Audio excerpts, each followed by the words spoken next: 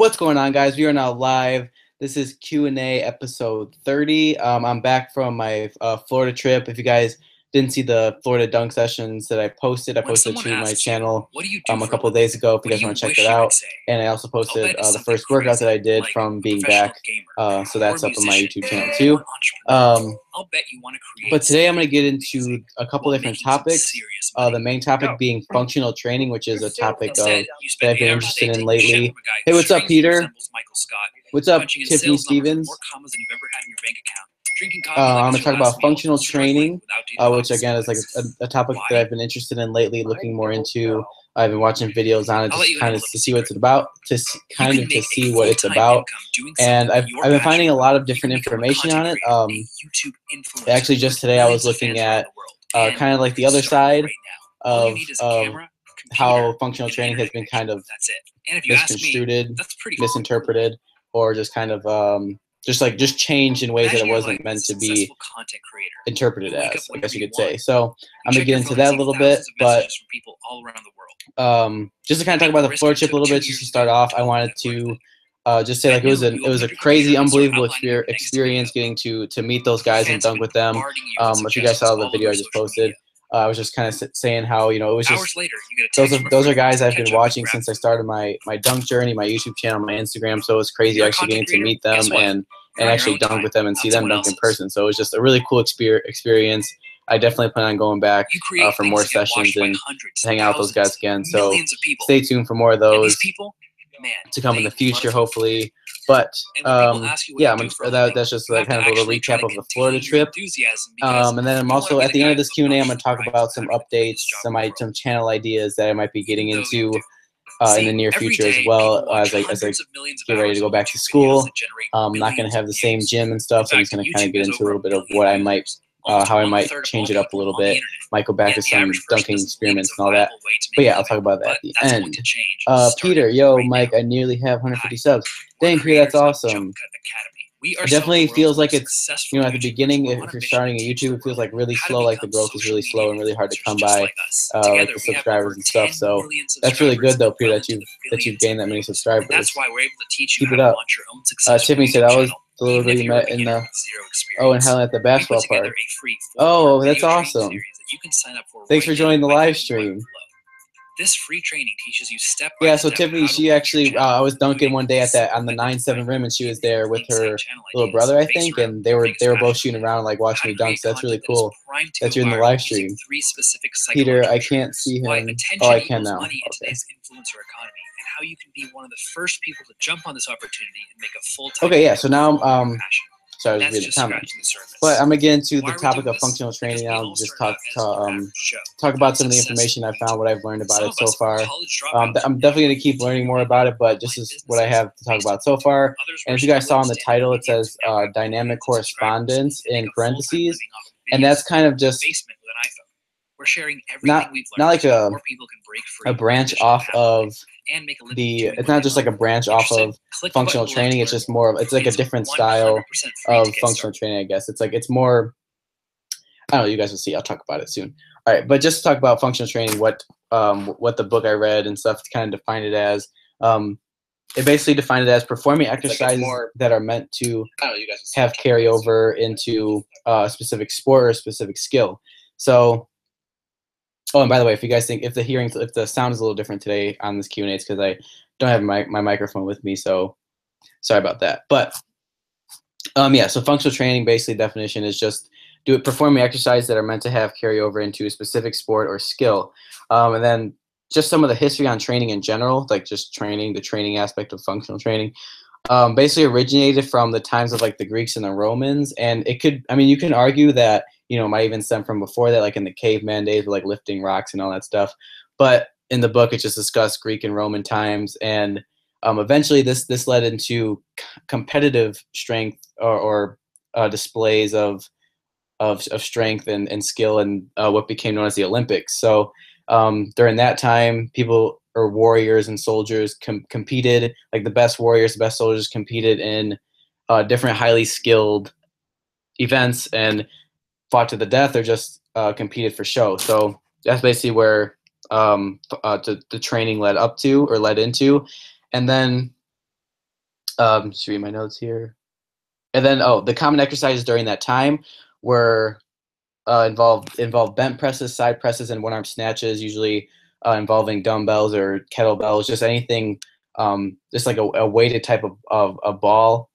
And then from that is where the different lifting styles of bodybuilding, powerlifting, and other lifting styles just kind of stemmed from the lifting styles of that time. So one of the main arguments from the book is that these styles, like the bodybuilding, powerlifting, more of isolation type of movements, it's common that those dominate a program, but they shouldn't dominate a program. It should be more of posture, corrective exercises, and just more of functional patterns of movement that could actually have carryover into a sport or specific skill. So that was kind of one of the main emphasis is of the book's argument.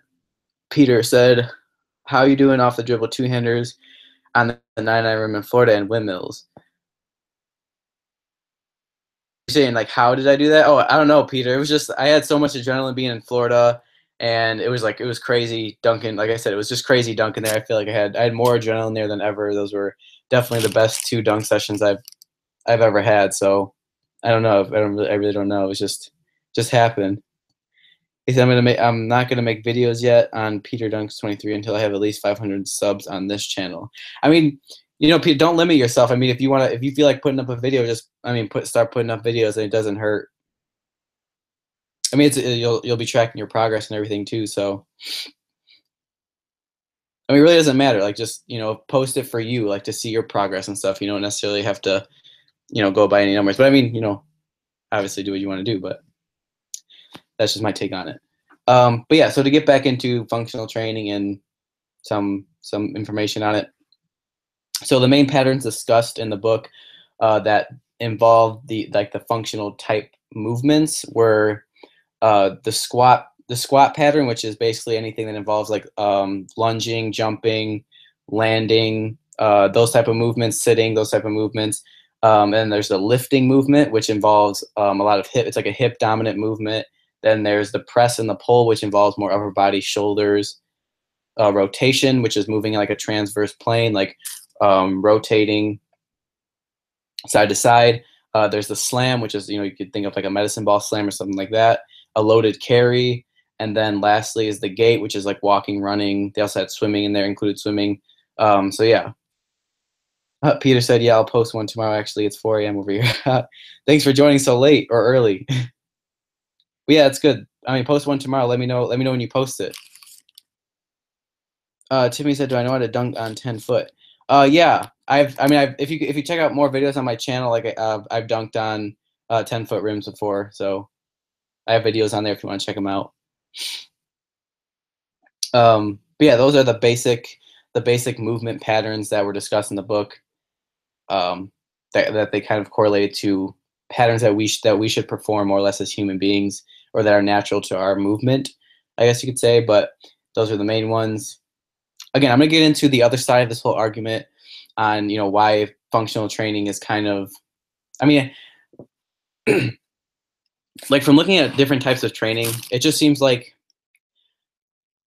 all types of training have their place in a training program. I mean, if, maybe, isolation exercise, like I'm going to talk about here in a little bit, isolation exercises, even though this book said they shouldn't dominate a program, that doesn't necessarily mean that they don't have a place within a program. So it's just like with functional training, functional training, as I'm going to talk about from this book, that could have a very strong, could be a very large part of a program. But then again, doing too much of that might prevent you from working more specific muscle groups or more specific body parts that could translate better into a skill, such as jumping. So like there's different exercises that you could do that would have more carryover to jumping compared to other ones. So again, that's what I'm going to talk about in a little bit. But basically from the book, and I'm kind of going to jump around a little bit with these last parts. It's not the last part, and like it's not anything short, but it's there. So the book talked about 20 key points that they described, or that went along with functional training. They call them like the key principles of functional training. And I read and actually wrote down, if you guys can see, like right here at the bottom, I wrote down all 20 front and back. This is a little bit of a longer page, but I wrote down all 20 of the principles, you know, thinking I was going to talk about them and go through them. But then today, when I was looking at the other side, I saw that, you know, this with this dynamic correspondence, that basically these 20 principles can be broken down into, I mean, the way I looked at it was that these 20 principles can be broken down to 3 simpler ones, which is actually presented by Vershonsky, which is somebody I've talked about on here before, with plyometrics. He actually broke these down to like 3 simpler principles, I guess you could say, that kind of tie together all these 20. So I don't know if I'm actually going to go through all 20. I mean, if you guys want me to, I will. But really, I just thought the 3 that I read from Vershonsky was definitely a better summary than these 20 were from the functional training book. And all right, so I'm just gonna actually, before I say that point, let's see, read. Jared said, "How often do you do max effort jumps?" Jared, I'll do max effort jumps probably once every other workout or so. So I'll do those 10-9 touches. That's pretty much my max jump. Or I'll go for, you know, I've been getting those touches easier lately. But I've just, in the last workout, actually, I went for a point on the metal bar that I haven't went for yet, and I got pretty close to it. But that was definitely, you know, I was definitely doing max effort jumps. So probably every other workout I'll go for that. Peter said, "You have to go." Oh, I think he has to go now. I'll let you know on Snapchat when I post a video tomorrow. All right, Peter, let me know. Thank you for joining the live stream. Tiffy said, "What's your favorite basketball team?" The Chicago Bulls, I guess, would be my favorite basketball team, even though they've been kind of in a slump lately, but in the past couple of years. But yeah, that would be my favorite team. Really don't watch much pro basketball until like the playoffs or championship, but yeah. But yeah, so I wrote down the 20 key principles. I'm gonna read these 3, and then I think I'm gonna go and look at the 20 principles and kind of talk about how these 3 tie together multiple. I mean, the way I kind of read it and started to think about it, that these 3 actually tie together multiple principles that were part of the 20 in the book. So the 3 that Vershonsky talked about, and again, these references are in the description if you guys want to check it out. But this is from when I read about dynamic correspondence, which actually before reading these 3, I'll read the definition. I'm going to quote this because I don't want to get it wrong. So basically, dynamic correspondence is, again, I said like it was almost like a branching off of functional training, but I think it's just a more specified way to look at functional training, because functional training in itself is kind of it seems kind of broad. It's just doing movements. Like basically, like I read at the beginning of the definitions, basically performing exercises that are meant to translate over. So I mean, there's a bunch of different exercises within functional training, and then you could break that down into more specific exercises that could actually be transferred into something such as a skill such as jumping. So with dynamic correspondence, it was defined as an exercise that duplicates a specific joint action that occurs in the execution of the skill. So basically, training, or the way I thought about it is kind of breaking down the movement. So like I'm going to take jumping, for example. So taking the movement of jumping and breaking it down into its parts, and then actually working those parts and perfecting those parts, and actually developing the different parts to the whole of jumping. So basically working so that there's no wasted movement in your training. And with functional training, that I kind of got from reading about this dynamic correspondence. And I also watched a video, if you guys have heard of Joe Knows. He has a YouTube channel on different types of training. But he was kind of talking about how the term functional training has kind of been skewed, because a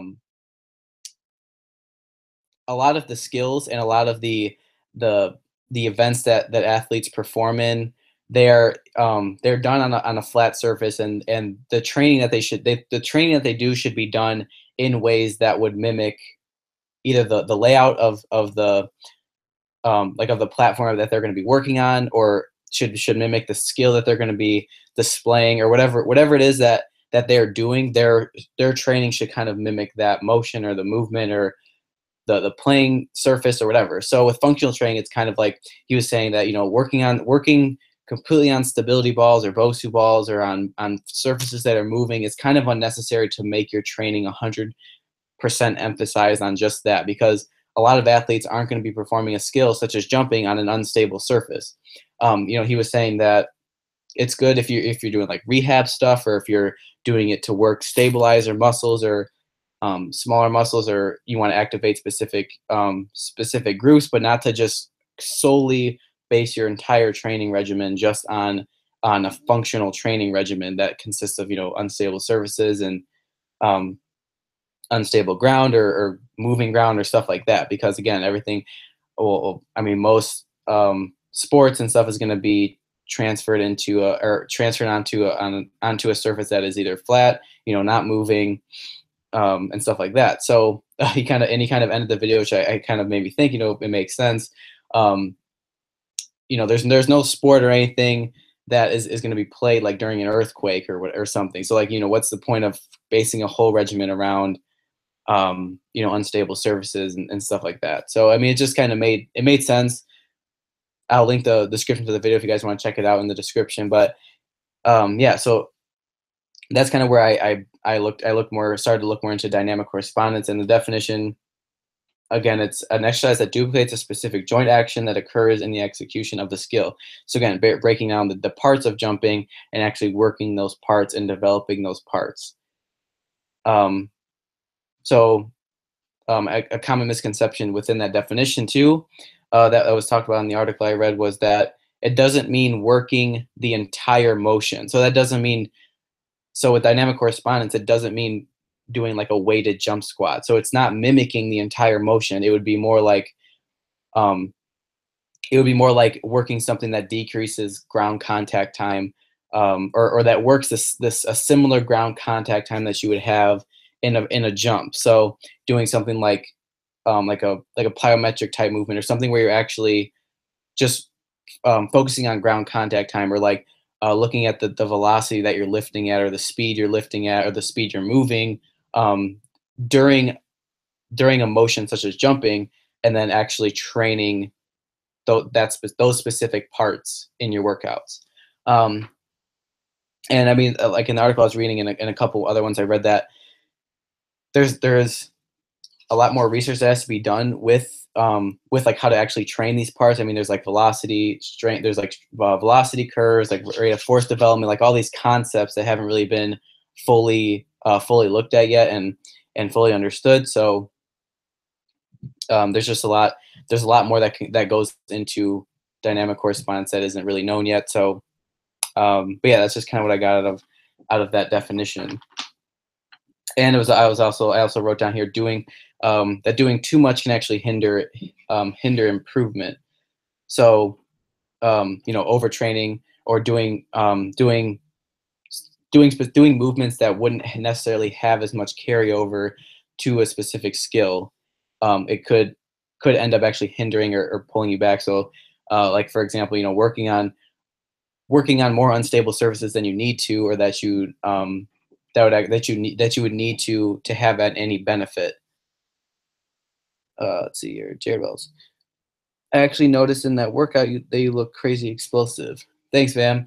Yeah, that's what I try to do with all my training. Like I like this was a really, I really like this topic, and I was looking forward before this to talking about this topic, because I really think it's going to make me really reevaluate my training and what I'm doing, because it makes sense. I mean, it makes sense to me that if you're working at a skill such as jumping, and if you want that skill to be as optimal as possible, then the way you train should be to make that skill as optimal as possible. So not doing a bunch of, or not doing a workout that's an hour and a half long, and then half of it you could be doing things that could actually be hindering you because it's not necessary in like a jumping pattern. So I mean, that's just kind of what I've gotten from doing this research, and really, again, it's gonna make me reevaluate what I'm doing, and like some new new ways of lifting you guys might see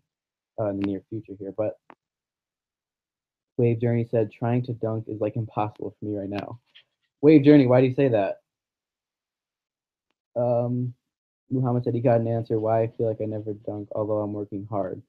Well, I mean, the thing with jumping is like it's an entire it's a journey like anything else. So I mean, if you're working up to something that you can't do yet, like it's gonna seem like at the beginning that you're getting nowhere. So I mean, if you guys are just starting to work at dunking or training, then it's gonna seem like a lot of nothing at the beginning. I mean, when I first started my like I mean when I first started thinking of training to dunk, I thought it was gonna be impossible. And then I started a whole jump program and quit at the beginning because I thought it was gonna be useless, and I thought that I wasn't getting anywhere with it. So it wasn't until I just stuck to it for 7 months and went through those times of thinking that I wasn't going to do or that I wasn't going to do it, or that I felt weak, or that I felt like I wasn't getting anywhere. Just moving through all that and working through all that, and then getting to that point that I actually dunked. It just seemed like it came out of nowhere. So I mean, I just feel like there's a lot of time where it seems like you're not doing a lot, or that you're not getting any progress or anything, or that you're not seeing any progress or anything. So I mean, I would say just stay consistent with it. Keep like I mean, evaluate what you're doing, and just keep working through those times that you think that you're at a plateau, or that you think like or that you think you haven't made any progress. Muhammad said he's 6'2" and he can't dunk. That's weird.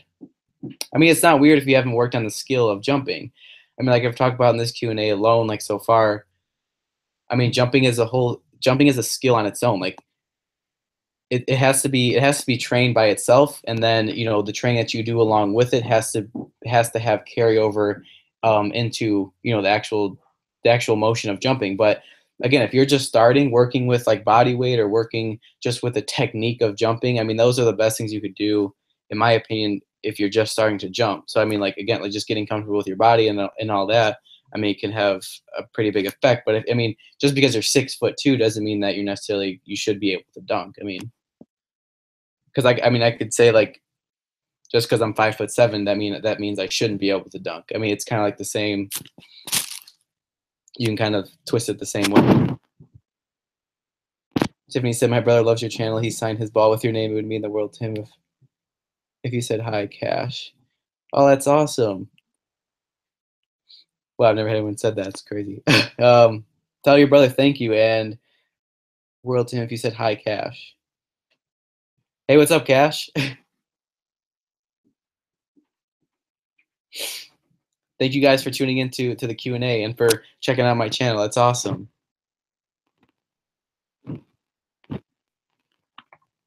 Yeah, so those are just some of the different points of functional training that I wanted to talk about, and dynamic correspondence. Or that was like the definition of dynamic correspondence I wanted to talk about. So the 3 points from that I got from reading about dynamic correspondence, that I kind of saw as wrapping up the 20 key points of functional training, was number one was exercise should mimic some aspect of the skill to be performed. So that's kind of what I just talked about, is that there should be less wasted movement if you're really trying to perfect or optimize a certain skill. Number two is strength should be developed over a range of motion similar to the skill. So that was in one of the 20 of the key points, was that being mobile or hyper flexible could be as could hinder you as much as being too inflexible with a certain movement. So it's about working in that range of motion that mimics the range of motion that you would go through in a vertical jump, for example. Number three, the third key point, or the third point from the dynamic correspondence from Vershonsky, was muscle contraction. The muscle contraction that takes place should be similar to the muscle contraction that takes place in the skill. And I kind of thought that almost went with number one, kind of almost just restated what number one says, just being more specific to muscle contraction. I guess muscle contraction would go more along with like the velocity of the lift, like how fast you're training, the intensity. Like you can go talk about ground contact, elasticity, muscle or tendon stiffness, stuff like that. Let's see. Tiffany said he's so happy right now. That's awesome. Mohammed, do you have an idea about vert shock? I've heard a little bit about vert shock, and the person I actually talked to said he did it for a little while and then he ended up quitting it because he stopped seeing results, but I don't know if that's because he stopped doing it or if he just took a break from it or what it was, but I don't know too much about it, but I have heard of it. That's just to the extent. Is it a lot of do you know about it, Muhammad? Like, have you tried it, or were you just asking about it?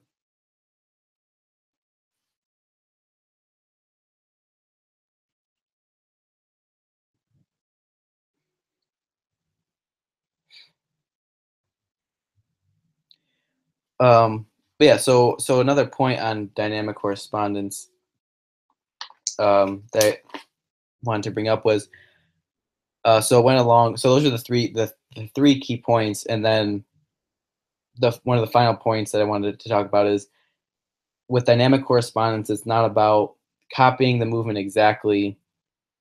Not to say that copying the movement exactly and doing jump squats and that type of thing, where you're doing the full movement, wouldn't be beneficial at certain weights. Like I've talked about with max power, it's around like 30% of your max is like what has been shown to just has been shown to correlate to max power output. So if you're going to do a jump squat, do it with like 30% of the max weight that you would do in like a normal squat.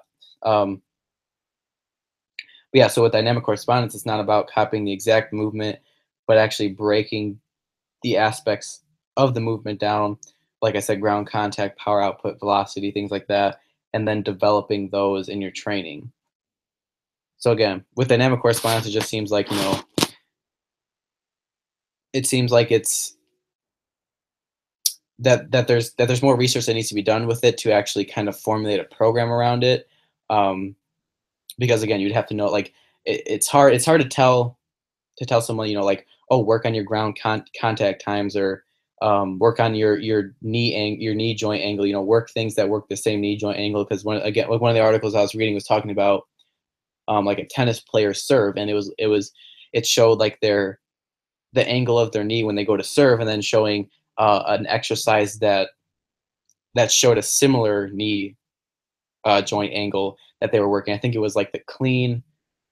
It was like the clean or the snatch, and then they show it on the right side. It showed somebody doing a clean and their knee angle, and then on the left side it showed the person actually doing a tennis serve with a similar knee angle. So it's like doing motions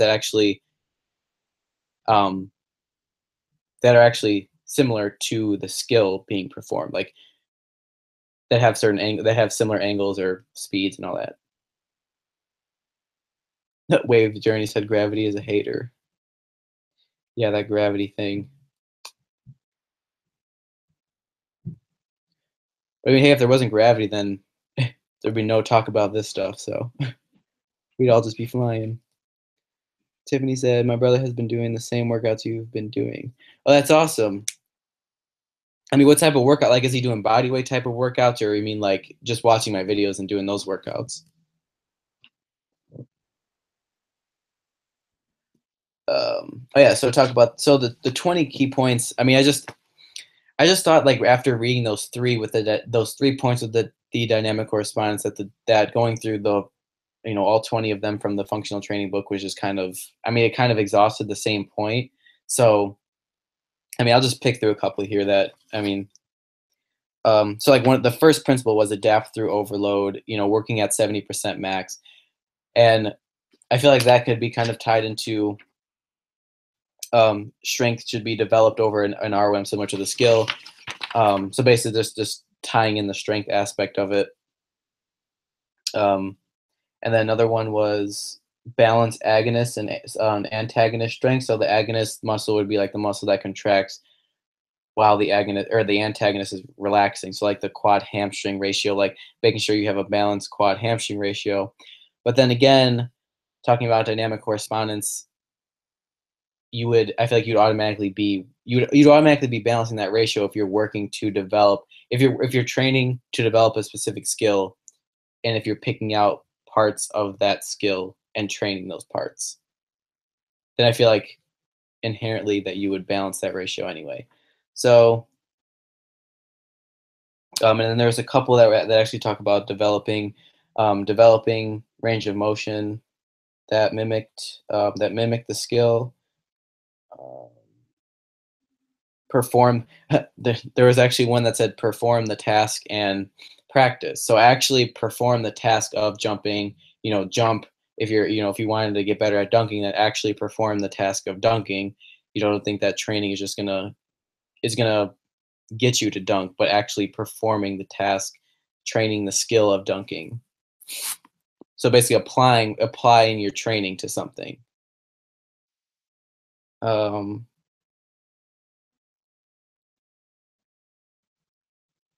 yeah, then there was a couple of key points here that I thought just kind of went against each other almost.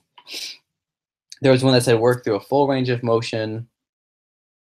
Um, you should always work through a full range of motion if you don't feel like there's any like if you don't feel any pain, or if there wouldn't be any kind of chance of injury.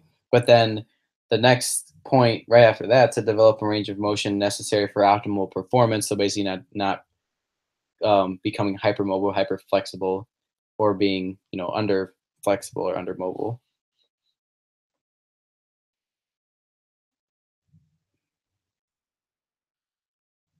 Um, Another one that I thought was important was training correct limiting factors. So basically, strengthening weaknesses.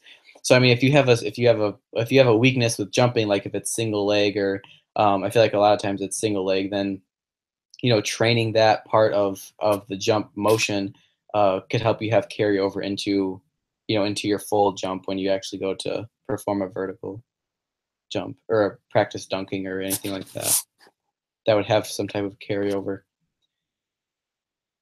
Muhammad said, I am in the last week and see no gains, but I think all of this is because my foundation is weak. I can't even lift my body weight and squat, and it depends on plyometrics, which harness your strength, and I think I don't have a lot of strength. What do you think? I've read in the vertical jump Bible that you should lift more than your body weight to lift your body from the ground and get more strength to use vertical jump. What do you think? All right, I'm going to answer that, Muhammad, but I'm going to go here because I just want to see if there is one point.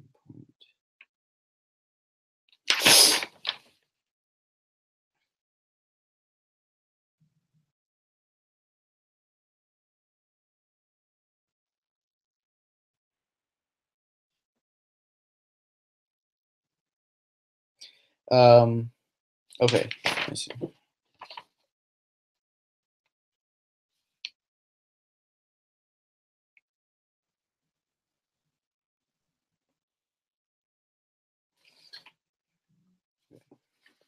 Yeah. So Mohammed, to answer your question, I think so. Like the way I started training, it was almost like it fell, like I almost got lucky in a sense because when I was 12 or 13 years old, that's when I started to just lift. I mean, I just started to go to the gym. I just did machines, just worked on strength for just the pure reason to work on strength. Like I didn't have any intentions of jumping or anything. It was just purely just to get stronger. So that's what I started doing. And then after that is when I started conditioning and working out for basketball. So during that whole time, the 3 years that I played basketball in high school, that I was continuing to work on my strength, in the weight room and stuff, and conditioning on top of that, and playing basketball. So all that was happening. And then when I went to actually train for jumping, I started the Flight Right program. And at the beginning of that program, it was a full, I mean, for like the first full 2 or 3 months, you were just working with your body weight. I mean, there was some very light dumbbell stuff thrown in, but it was almost all body weight stuff. So, like based on what I've done, I think that building a strong foundation with strength is I mean, could be more important than anything because if you don't have that strength, if you don't have any strength built up to actually apply it into a skill and train a skill such as jumping, then you're going to have to go back to gain that strength. I feel like that might be kind of what you're seeing with the vert shock, because I've heard before like that vert shock is kind of it doesn't really have a lot of strength built into it. It's just more of like a plyometric type of uh, program, but I don't know if that's 100% true. Um, but yeah, I feel like with that, I feel like contrast training is a really could be really helpful with that because contrast training involves doing a heavy weighted movement. So you're working on strength, but then along with that, in the same cycle, you do a plyometric movement. So I mean, like today, I just did one actually. I did I did a jerk press, so that was like my weighted heavy movement. And then following that, I did a depth jump and then a med ball, a full med ball toss over my head, and then I did an assisted jump workout, or an assisted plyometric movement at the end of the cycle. So I did those 4 things, and that was one cycle. So I feel like if you feel like your strength is kind of if you're on the weaker side with your strength, with the strength side of things, then I mean there's a bunch of different ways to go about it. You could go through a whole strength phase and then start to add in plyometrics, or you could do like a contrast type of training where like you do a cycle like I just talked about, or you could an easier one you could do is like a weighted squat, and then you could do like a jump squat with light dumbbells, and then you could do a body weight jump squat without any weight, and then do an assisted or another plyometric type movement um, at the end of the cycle. So something like that where you're working strength and plyometrics and all the things that would have some type of carryover into jumping. Lewis said, "Do you think that programs like VertShock or Jump Bible are the best ways to train to jump high?" Thanks. Yeah. So I don't think that there's any best way to train. I don't think there's any like best program out there for vertical jump training. I feel like they all have different things you could take away from. They all have different things that you can implement into your own training. But when it comes down to it, I feel like everybody's body is different. Like everybody has different weaknesses, different strengths. So I mean, then you can like throw in genetics on top of all that. But um, where is it going with this? Yeah, so I feel like everybody has like different weaknesses, different strengths. So I mean, I feel like at the core of it, it should really be evaluating what you think and what you have seen help you the most, and what you've seen that has helped you the most in any of the programs or in any of the exercises. Like which ones have you seen actually some benefit from, and then just continuing to evaluate your progress and see if you're continuing to make progress, because there was times when I felt like I was just kind of plateauing, and that happened with the flight right program. um, I can make the excuse that I kind of I slowed down with that program when I broke my elbow. So I mean all that happened in between or right after, or pretty short time after completing that 7 months of the flight right program. So but then after that's when I got into kind of doing my own type of research on different exercises and stuff I could do that I felt like would help me the most. So I mean I just really feel like when it comes down to it, it's evaluating like your everything you're doing, whether it's your technique with jumping, your strengths, weaknesses, mobility, your training program, just everything that you're doing in general.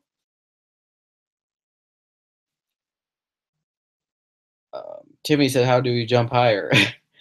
the very There's a lot of different answers to that question, but I don't know if you're asking me specifically or just in general. But I mean, I feel like in general, it's just it's a lot. I feel like a lot of it is consistency. Like if you want to see improvement in your vertical jump, then above all, you have to work on jumping. You have to get stronger. I feel like get stronger with your body. Um, First and foremost, like build that foundation, and then continue to get stronger, and then start to actually um, get more down to the core of it, and see where you could really make improvements, or see where your weaknesses are, and then really start to make improvements from there. I mean, I don't think there's really one answer to that question, but generally, if you want to jump higher, then continue to push yourself to jump higher. Lewis said, "Everyone can jump 40 inches. If I only lift 1.6 times my body weight, I need to focus only in a power lifter program to have gains in squat and deadlift, or do jump programs that focus on strength." Let's see. If I only lift 1.6 times my body weight, I need to focus only in a powerlifting program to have gains in squat and deadlift, or do jump programs focus on strength? Okay, so Lewis, like I feel like to answer your question, like I don't think like that's what I mean. I don't think like jump programs should be separated from powerlifting programs, should be separated from bodybuilding programs. Like unless you're specifically doing, like unless you're gonna specifically do. I mean, that's the thing. Like I was just reading, or that's what I was just talking about at the beginning of this. Like there are aspects of all of those things that can have benefit in all different programs. So like if you have, if you have like, I mean, I don't say unusually, like if you have, like if you really find that your hamstrings are just like super weak and that you haven't been able to strengthen them, maybe doing like an isolation type exercises, an exercise that you would find in like a bodybuilding program, like a hamstring curl or something, to can help you in your jump program, or can help you with things that you're doing in your jump program, such as maybe like a squat jump or just jumping in general. Um, so I feel like, yeah, I just feel like that there are parts to there are parts to almost, I don't want to say all programs, but there are parts to various programs that could be tied together to make a program that is most beneficial to you, that would have carryover to optimize whatever skill it is that you're trying to develop. But then there's also, but again, that I mean, there's been a bunch of different, like, I mean, I've talked about on these Q&As before. There's been different studies that have, I mean, there's been different articles and stuff that I've read that have talked about, doing, um, breaking up your training and doing like a strength phase and a speed phase and um, like a power phase, or it's broken down in blocks like that. So I mean, again, I don't think there's one like right way to train. It's just like the way I've been doing it. I mean, if you guys have seen if you guys have seen anything I've done on the channel, it's just I've done a bunch of different things that I've read about or that I thought could have benefit, and then from that I feel like I keep on filtering out, filtering out, filtering out to eventually learn what is best for what is best in my training. Pretty much it. Wave Journey said it's crazy how when I first started training, I started touching backward, but now I'm like trying to touch the rim. So Wave, you're saying that's like a good thing, right?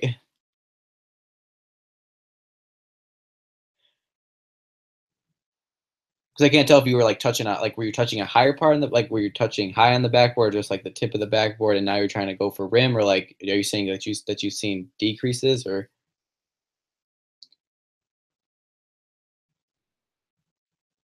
Tiffany said birthday picture, birthday, when is your birthday? My birthday is March 8th. Don't be sorry. It's all good. I'm sure I'll see you guys up there sometime again. Lewis said it's a good idea to gain 15 pounds of body weight to improve the squat, or it's better to have gains in squat more so without gaining weight. Thanks. Um, I mean, I've heard that there's like a correlation between, being heavier and being able to lift more weight, like having more body weight on you.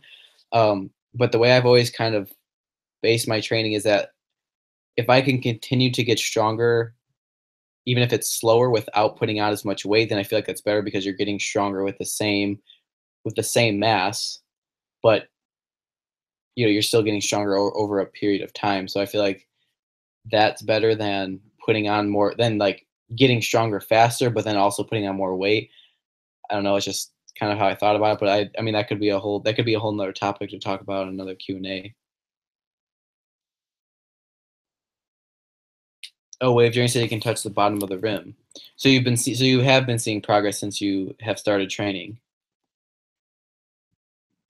I mean, from when I started my jump training, I feel like I saw a lot of progress in the first, I mean, in the first couple months, I feel like is when I wouldn't say a majority, but I saw a lot of progress in those first couple months. But yeah, I'm gonna look through this really quick again. Functional training. I think that's kind of all I wanted to cover. Oh, one last point that I wrote about this. Ani said, I see that in some of your videos you don't squat to the full depth. Is it necessary to go ass to grass when you squat for increasing your vertical? Um, to be honest, Ronnie, I've read both. I've read both ways. Like I've read that doing box squats is better for rate of force development, which is, again, like talking about the dynamic correspondence, that if you want to mimic, if you want to work parts of a whole, if you want to work the parts to a whole of a skill, then you'd want to mimic the rate of force development that would be performed in jumping. So that's why I've heard with art that the argument with box squats, which is where you don't squat all the way down, has a similar rate of force development to jumping.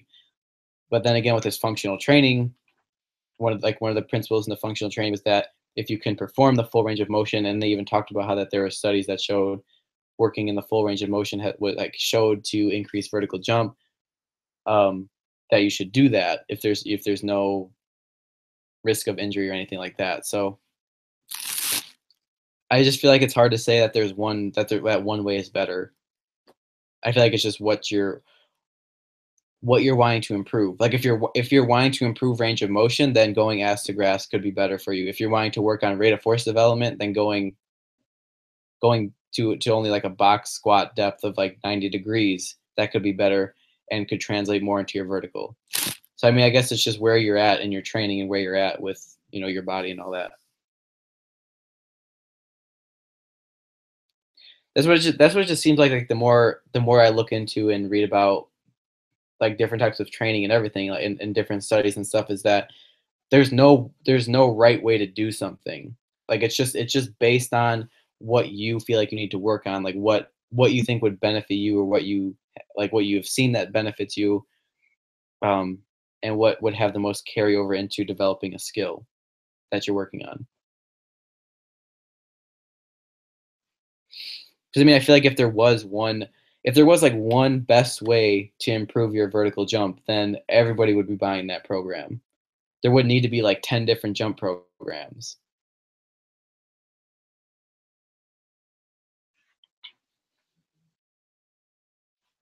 So yeah, so the last key point I wrote down is that like everything I talked about with the functional training and dynamic correspondence is that that's just one that this is just my interpretation of this, is how I've looked at it, how I've like kind of formulated everything and put it together and thought about it. Um, and that there's also the argument that having all these principles and stuff that could overcomplicate the whole thing, and maybe just jumping for the sake of jumping would increase your vertical jump over everything. But again, that there's a whole that's why there's like a whole field of like exercise science and all that actually like study and look at these different types of training to help the future of training, for the sake of training and developing a skill. So um, and then like the last point I wrote down here was, however, it may help to understand how developing specific movement patterns may carry over to improving a task such as jumping. But I feel like that's like one of the main points I got from doing the oh yeah, Ronnie, anytime. That's like one of the main points I got from just reading about this functional training and stuff, is that whatever training it is that you're doing, there should like that training should be built to have carryover to a task or a skill that you do in your daily life or that you want to develop. Like I was reading in I forgot if it was the article, if it was the book, but they kind of talk about how a lot of times trainers will put people through like will put people on like cardio, or they tell them to do like different uh to go on different cardio machines to burn calories or whatever, like if they're trying to lose weight. But if these people in their daily life are, if they're performing tasks that involve like, in their job, if it involves them like, sitting and standing, or standing for long periods of time, or like carrying objects or picking up objects, then a better program for them that would have carryover into their daily life and actually help make them feel like their daily life is easier, would be to actually just base a fitness program, or make a fitness program that's more intense, but that actually involves exercises that would mimic things that they do in their daily life. So make those so if you have somebody that's like a construction worker or something that's like might be lifting a lot during the day, you know train them or and if they're trying to lose weight, train them with different types of different types of lifting movements, or make those movements more intense, so that way when they go back to their job, that actually then, by doing that type of training, it'll carry over into their job and make their job actually feel easier. So it's like, what's the point of putting somebody on like a cardio machine, if in their daily life they're, sitting or standing, maybe doing like core posture stuff could be better for those people. What's the point of just putting them on, telling them to go on a cardio machine if they're not doing, if those aren't the movements that they're actually doing in their daily life. So that's kind of what I got from like a whole wrap of like what functional training is and like how it can be tied into like a training program or regimen. It's just exercising, training, breaking down a skill, breaking down tasks that you do in your daily life, training those tasks, developing those developing those aspects of the skill, so that way that skill can then become more optimal and easier, but then continuing to push that window and building from there. Wave journey. I mean, my father, grandfather, and great grandfather has power lifted, so it comes natural for me, but I hit a plateau.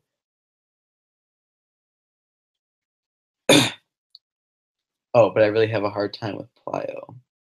So I mean, okay, so wave journey, if you feel like you have like a natural, like if you feel like you have natural strength with powerlifting, or that it comes natural for you, then if that's the case, then working on the plyometric side of things, even though it might seem harder, you could start to see a lot more benefit in your skills. So, like if you're training to jump, like you might see more gains in your jump by working more of the thing that you feel like you're weaker at.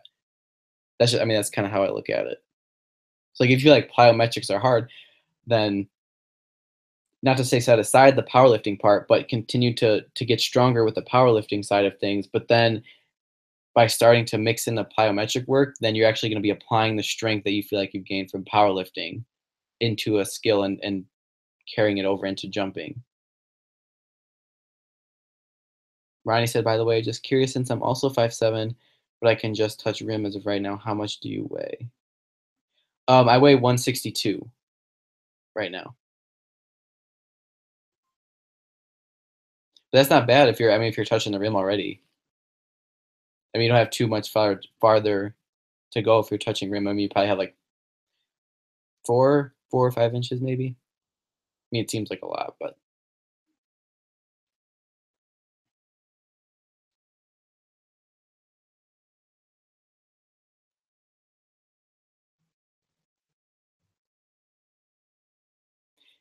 yeah. So I mean, that's basically what I want to talk about with dynamic correspondence and functional training. Um, and I mean, so I just want to read the 20th point. Let me see. Yeah, the 20th point. Is that strength? So a wave journey. This is kind of go along with what you just asked. Strength is highly trainable and transferable. So basically, like it might seem easier to get stronger, but might not necessarily be seem easier to dunk. And I feel like that's because there's a lot more you could do to improve your strength, and that's why I feel like there could be potential to learn more about dynamic correspondence, because it's actually like pinpointing what exercises to do to actually optimize a skill, and it's actually um telling you more or less how to apply the strength. Um, so I mean, yeah. So it seems like it might seem easier to just train and develop pure strength, but then you have to apply that strength into a skill if you want to actually see some type of benefit or carryover in the long run. Lewis said, deadlift in the hex bar is better than the usual deadlift in the Olympic bar to jump. Okay, so like, so that, I mean, that's Lewis. That question's kind of similar to, is it better to go, is it better to go all the way? Is it better to do a deep squat compared to like a half squat? Um, and again, like with that, it could be argued that if you want to make like a dynamic correspondence argument, then deadlifting with a hex bar, again, like it mimics more of the knee joint angle that would be performed in a vertical jump, because you're starting at a higher position. You're starting with your knees already bent, like at that 90-degree position, which is closer to the knee angle that you would have when you're actually going to do a jump. Whereas, doing a deadlift, um, you might be at an angle that's not as optimal, or that might not have as much carryover into a vertical jump pattern. Wave Journey said just do both.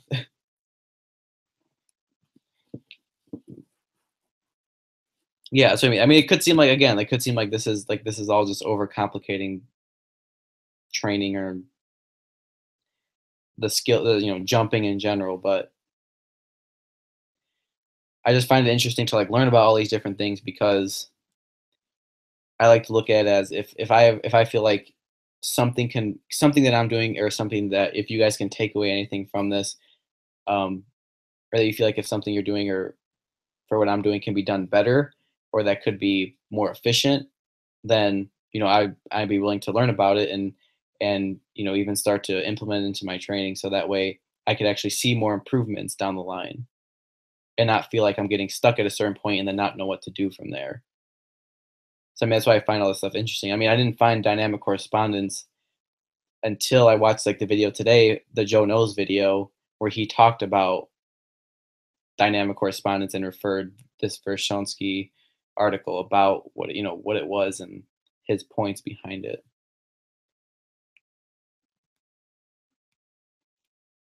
And in the article, it was interesting. They were saying like that's why, um, like the opinions were like that's why the Soviets, like they had so much success in the Olympics, is because of the training style that was implemented to them during those Olympics. Like in the high jump and all that stuff. I talked about it before in like the plyometric Q&A or video, what what the whole idea behind it was, like his training, what it was all about.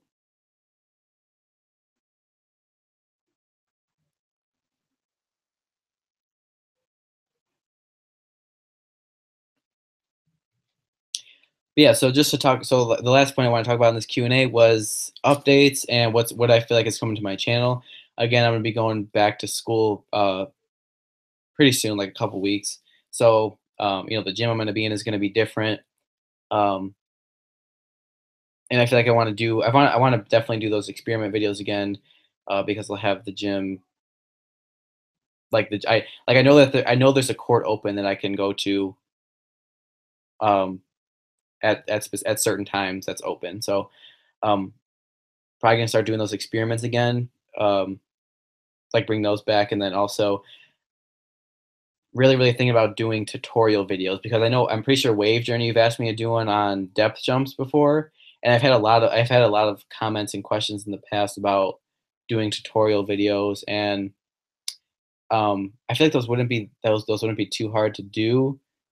Um, it's just finding an empty space. It's just finding an empty space long enough to like not get caught like doing a full on tutorial video, but um yeah, I just feel like I feel like it'd be beneficial, and it would help you guys. It would help a lot of people that have asked me about it with their training. So Wave Journey said, Mike, I think you should try swimming and doing a plyo underwater. Wave Journey, I've actually done a couple plyo workouts, like pool workouts, but I didn't have the GoPro set up at the time, so I didn't record them. But I was thinking of actually recording one soon, so look for a video on that pretty soon. Wave Journey. Definitely want to get one of those in before I go back to school with the pool here. So the pool in the gym that I have here.